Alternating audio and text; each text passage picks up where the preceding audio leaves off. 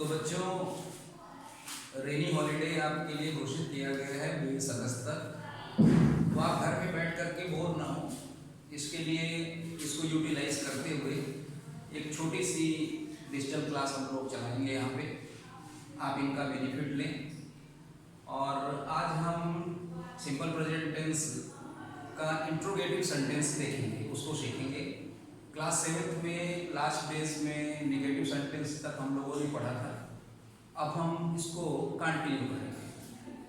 So let's start. आइए प्रारंभ करते हैं। इंट्रोगेटिव सेंटेंस से हम कंटिन्यू कर रहे हैं। शॉर्ट में हम इसको लिखने का प्रयास करते हैं। देखिए, अभी तक आपने सिंपल प्रेजेंट टेंस के ऑलरेडी 2 सेंटेंसेस पढ़ डाले हैं, जिनमें आपने अफर्मेटिव पढ़ा और निगेटिव पढ़ा। जो ये थर्ड टाइप का सेंटेंस है, अभी तक आपने जो 2 सेंटेंस पढ़े उनके कोई काइंड नहीं होते थे। ये जो थर्ड टाइप का सेंटेंस है, इसके 2 काइंड हैं। There are 2 types of interrogative sentence.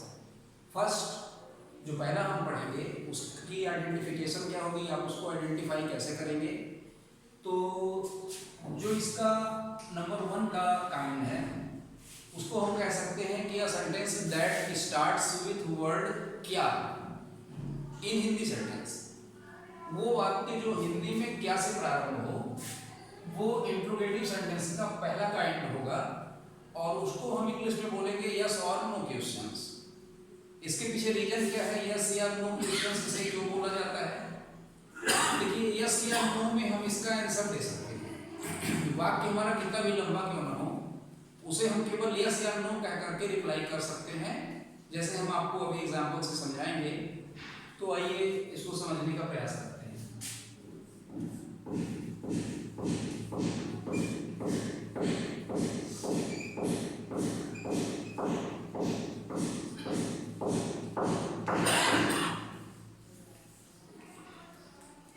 एक उदाहरण लेते हैं हिंदी के सेंटेंस का। उसमें हम देखते हैं कि यस और नो क्वेश्चन कहने के पीछे का रीजन क्या है, और फिर स्ट्रक्चर क्या होगा, और उसे हम ट्रांसलेट कैसे करेंगे, हिंदी टू इंग्लिश में कन्वर्ट कैसे करेंगे, ये हम समझते हैं।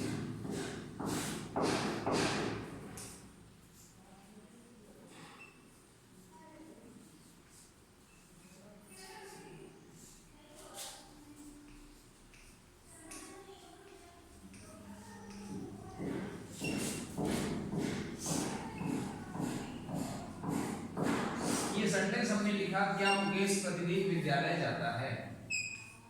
इसमें आप देखिए, जो हमने आपको ऑलरेडी इसकी आइडेंटिफिकेशन बताई थी, हमने आपको बताया था कि a sentence that starts with word क्या। When we talk about Hindi sentences, we are talking here about Hindi sentences, not about English. We are going to translate the Hindi sentences into English after short while. तो आपको हिंदी पे focus करना है कि जब भी आपका वाक्य क्या वर्ड से शुरू होगा और लास्ट में क्वेश्चन मार्क लगा होगा और अंत में जो ये वाक्य होगा वो ता है ती है के साथ समाप्त होगा, तो आप इसको समझ जाएंगे कि ये सिंपल प्रेजेंट टेंस का थर्ड टाइप में भी टाइप नंबर 3 का सब टाइप 1 है, यानी कि तीसरे प्रकार में पहला प्रकार है, जिसे हम यस या नो क्वेश्चंस कहते हैं। अभी हमने आपसे कहा कि इनको यस या नो क्वेश्चंस कहने के पीछे की वजह क्या है। इतने लंबे वाक्य में आप देख लीजिए, 1 2 3 4 5 6 वर्ड है, लेकिन आंसर आप केवल इसका यस या नो में दे सकते हैं। क्या मुकेश प्रतिदिन विद्यालय जाता है? अगर जाता है तो आप यस कह सकते हैं, नहीं जाता है तो नो कह सकते हैं। That is why it is called a yes no question sentence, interrogative sentence. अब बात आती है कि हम इसे हिंदी से अंग्रेजी में कन्वर्ट कैसे करेंगे, ट्रांसलेट कैसे करेंगे। उसके लिए आपको जो नेगेटिव सेंटेंस में स्ट्रक्चर बताया गया था, अगर उसको आप मॉडिफाई करेंगे और उसमें से नॉट हटा करके आप हेल्पिंग वर्ब को वाक्य के स्टार्टिंग में ले आएंगे इंग्लिश के स्ट्रक्चर में, तो आपका वो ऑटोमेटिकली सिंपल प्रेजेंट टेंस का interrogative sentence yes no question में कन्वर्ट हो जाएगा। आइए स्ट्रक्चर भी देख लेते हैं। यहाँ पे हमने आपको स्ट्रक्चर लिख के दिखाने का प्रयास किया है। देखिए, आपको बताया गया था इसकी हेल्पिंग वर्ब 2 होती है, डू और does. After that we apply S as for subject as I have already told you, moving ahead, इसमें आएगा MB1 फर्स्ट फॉर्म। उसके बाद अगर ऑब्जेक्ट अवेलेबल है तो ऑब्जेक्ट हमको लिखना होगा। After that we apply C for complement. आपको ये पता है, मैं बात कर रहा हूँ क्लास 7 की, बच्चों को ये पता है ओ किसके लिए आता है, सी कहाँ यूज होता है, यस का मतलब क्या है, सारी चीजें पता है। लास्ट में हम लोग मार्क ऑफ इंट्रोगेशन यहाँ पे अप्लाई कर देंगे। आपको स्टेप बाय स्टेप इन्हीं चीजों को देखते हुए हिंदी से अंग्रेजी में उन वर्डों की इंग्लिश लिखते जाना है।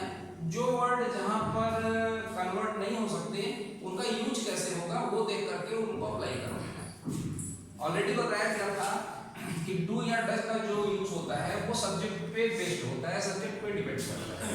आपको केवल ये देखना होता है कि हमारा सब्जेक्ट सिंगुलर नंबर में है, प्लूरल नंबर में है या फिर आई या यू में है, यानी कि मैं या तुम में है।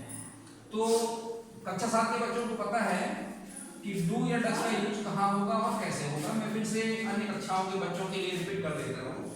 अगर सिंगुलर नंबर का हमारा सब्जेक्ट है तो उसमें हम डज लगाएंगे, प्लूरल है तो डू लगाएंगे, और अगर हमारे सब्जेक्ट में आई या यू यानी हिंदी में मैं या तुम वर्ड का प्रयोग किया गया है तो भी हम वहां पे डू अप्लाई करेंगे। अब आपको यहाँ पे आइडेंटिफाई करना होगा कि आपका सब्जेक्ट क्या है। आप देख सकते हैं कि सब्जेक्ट यहाँ पे मुकेश है। क्यों है? क्योंकि मुकेश ही विद्यालय जाने का कार्य कर रहा है। सब्जेक्ट वही होता है जो क्रिया से डायरेक्टली जुड़ा होता है और क्रिया के कार्य को करता है। सो अब हमें स्टार्ट करना है अपने सेंटेंस को कन्वर्ट करना हिंदी टू इंग्लिश। तो हम सबसे पहले जो हमारे स्ट्रक्चर में पहला वर्ड है उसमें हमारे पास दो ऑप्शन है। ये सब्जेक्ट को देख करके हमें उसमें से सही ऑप्शन को सेलेक्ट करना है। आप देख रहे हैं कि मुकेश एक अकेला व्यक्ति है, एक लड़का है या पुरुष है जो सिंगुलर नंबर में है, यानी कि हमें हमारा इंग्लिश सेंटेंस डज से प्रारंभ करना है। ऑलराइट, आफ्टर दैट हमारा इसका काम हो चुका है डू या डज का। हम चलेंगे सब्जेक्ट की तरफ। ऑलरेडी आपको बताया गया है कि सब्जेक्ट मुकेश है। आपको मुकेश की स्पेलिंग्स बनानी आनी चाहिए, इसके लिए भी आप अभ्यास करेंगे। अब हम आगे बढ़ते हैं तो हमारे स्ट्रक्चर में मेन वर्ब का फर्स्ट फॉर्म यूज किया गया है। आपको बताया गया है, आपसे मेरा मतलब क्लास 7 के स्टूडेंट से है, कि मेन वर्ब हिंदी के वाक्यों में मोस्टली वाक्य के अंत में पाई जाती है। अगर आप आइडेंटिफाई न कर पाए तो आप ये समझ सकते हैं कि पूरे वाक्य में कर्ता के कार्य को जो भी शब्द कर रहा है वही क्रिया होगा। तो यहाँ पे हम देख सकते हैं कि जाना वर्ड लिखा हुआ है, तो यहाँ पे हमारा फर्स्ट फॉर्म है और जाना की अंग्रेजी हमें आनी चाहिए, वो होता है। अब हम चलते हैं ऑब्जेक्ट की तरफ। ऑब्जेक्ट आइडेंटिफाई करने के लिए भी आपको एक छोटा सा फॉर्मूला बताया गया था कि आप अगर न पहचान पाए कि ऑब्जेक्ट हमारा पूरे हिंदी सेंटेंस में कहाँ है, तो आप क्रिया के साथ क्या, किसको या किनको में से कोई भी एक वर्ड लगा करके देख सकते हैं कि क्या वाक्य में ऑब्जेक्ट अवेलेबल है या नहीं। हम प्रयास करते हैं ऑब्जेक्ट को सर्च करने का। क्या से प्रयास करते हैं? क्या जाता है, किसको जाता है, किनको जाता है। हमें कोई भी सेटिस्फैक्टरी और करेक्ट आंसर नहीं मिलता। इसका मतलब कि इस वाक्य में ऑब्जेक्ट हम कह सकते हैं कि ये वाक्य ऑब्जेक्ट लेस है, मतलब इस वाक्य में ऑब्जेक्ट नहीं है। सो हमें आगे बढ़ना होगा। अब हमारे पास आ रहा है कॉम्प्लीमेंट। मेन वर्ब के बाद कॉम्प्लीमेंट बचा विद्यालय यानी स्कूल। यहाँ पे हमें प्रीपोजिशन यूज करना होगा, उसे हम अलग से चैप्टर के रूप में पढ़ेंगे, पर चूंकि ये प्रैक्टिस में है इस तरह के सेंटेंसेस तो आपको पता है कि यहाँ पे टू लगाया जाएगा। यहाँ पे अब आपको जो कॉम्प्लीमेंट बचा है, जिसे आप दूसरे शब्दों में अदर वर्ड्स कह सकते हैं, उसका यूज करेंगे, उसे अप्लाई करेंगे। इस विद्यालय को हम स्कूल कहते हैं, आपको पता है। Does Mukesh go to school. अभी भी आपके पास एक वर्ड बचा हुआ है जो प्रतिदिन है, वो भी कॉम्प्लीमेंट में आएगा, जिसकी अंग्रेजी आप डेली या एवरीडे में जो भी चाहें आप यूज कर सकते हैं। हम यहाँ तक पहुँच चुके हैं।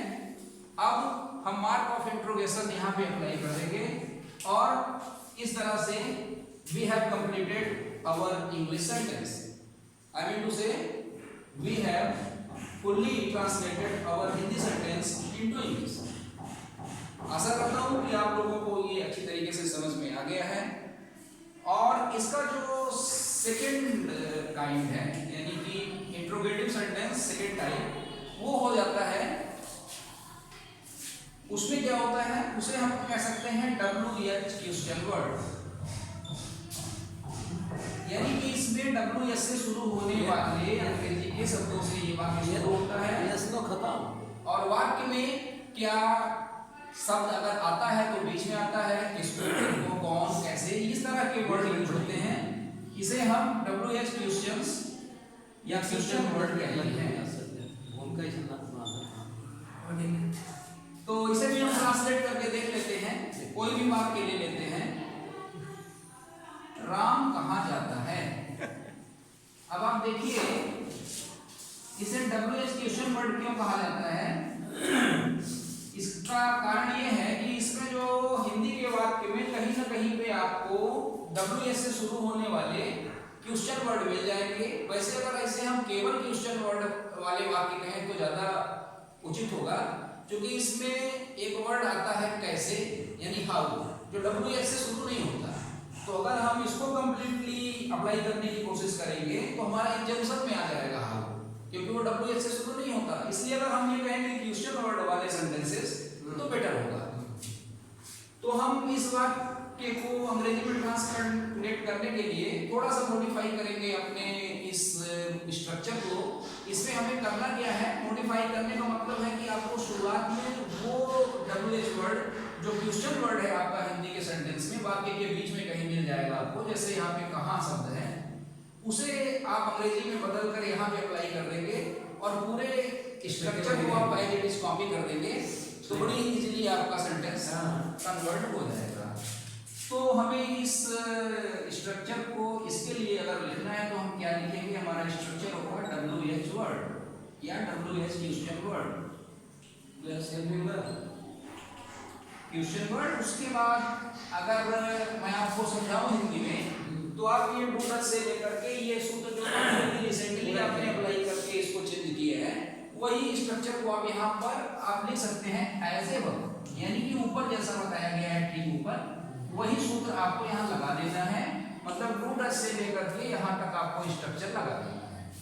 अब इस पे आप अगर लिखने का प्रयास करेंगे तो राम कहाँ जाता है, हमें सारे बच्चों को पता है कि कहाँ की अंग्रेजी वेयर होती है।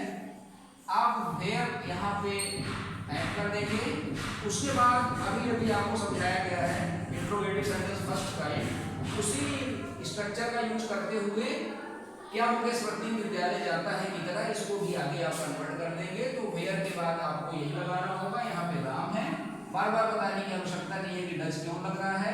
उसके बाद सब्जेक्ट है वेयर डज राम, और उसके बाद आप देख रहे हैं कि मेन वर्ब का फर्स्ट फॉर्म जो है वो है।